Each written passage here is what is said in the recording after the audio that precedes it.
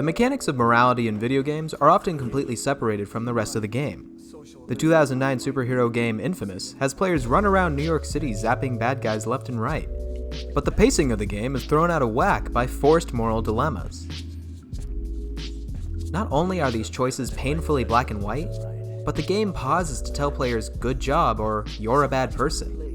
Rather than let players think about the choice that they've made, it tells them the right answer. So there's really no point in making a choice at all if the game has already told players what the good option is. So what makes for a good morality system? Well, that's a tough question, because much like complex moral quandaries, there's more than one right answer. But I can give an example of a morality system that works on a mechanics level and lets players think about the decisions that they make, rather than tell them right from wrong. That game is Dishonored. While many of the decisions in Dishonored are pretty cut and dry, every choice the player makes takes place within the normal flow of the game. It doesn't stop the action in its tracks or distract from the mission. It simply presents players with different situations as they make their way through a level. Early on, players are making their way to the Golden Cat to assassinate a pair of targets. There's a back alley that players can use to get around a security checkpoint, and in that alley, there are a couple of guards who are harassing a woman for her plague elixir. This presents players with a choice: risk being detected to help her, or move along with the mission. While the choice might seem fairly black and white, any action taken will affect the overall outcome of the level, whether that's through the player's chaos rating, or the number of guards protecting a target. What makes this work is that it appears as players are progressing through the game and makes players use what they've learned to solve it. Dishonored doesn't force players to play a certain way.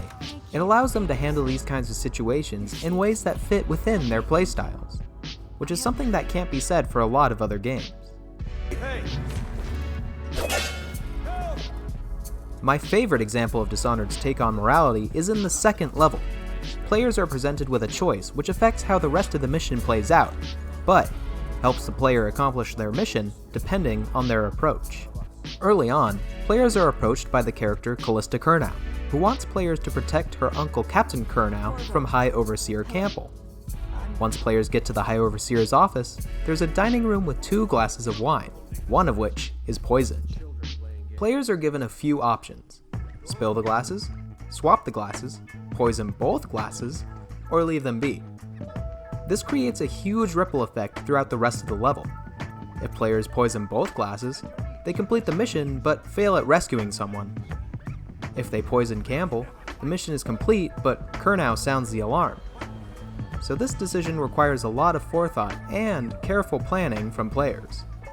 If players are trying to get a non-lethal run of the game by excommunicating Campbell from the Overseers, then there are a lot of factors to consider with this decision.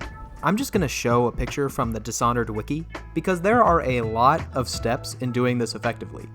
I mean, just look at this list. There are so many scenarios my head is going to explode. This mission is the best example of Dishonored's in-game morality, because every choice has an effect that players can see firsthand. The best part is that the action doesn't stop to tell players what's right and what's wrong. It simply gives players the options and lets them take it from there. This release of control to players is fairly niche when compared to other games with moral choices like Infamous or Mass Effect, which put more focus on cinematic game design.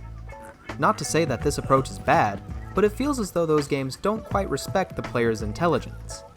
Dishonored gives players enough credit to make these decisions and consider the consequences on their own. Contrary to the last few minutes I spent showering it with praise, Dishonored isn't perfect. Some of the decisions are pretty depthless binaries that don't force players to think too hard. And there's one level that has the biggest missed opportunity in the whole game. The Flooded District mission toward the end of the game presents players with a significant challenge on the stealth end, but is a major letdown in its morality mechanic. Players fight their way to the leader of the Whalers, a group of assassins who are responsible for framing main character Corvo for the murder of Empress Caldwin. This level has a lot of potential for narrative heft and moral depth, but instead becomes another morality binary that just makes players choose whether or not to stab a guy.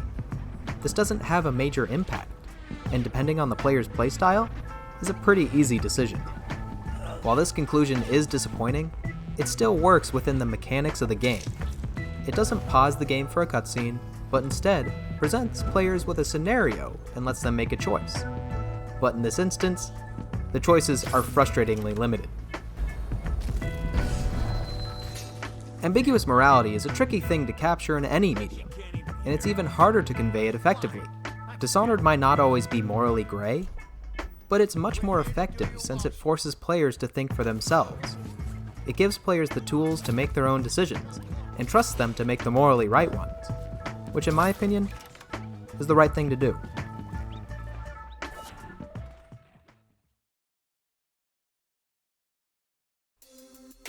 Hey everyone, thank you so much for watching this video. If you enjoyed it, feel free to give it a like and leave a comment with your thoughts. If you want to see more videos like this one, feel free to subscribe to my channel. And as always, I'll see you all eventually.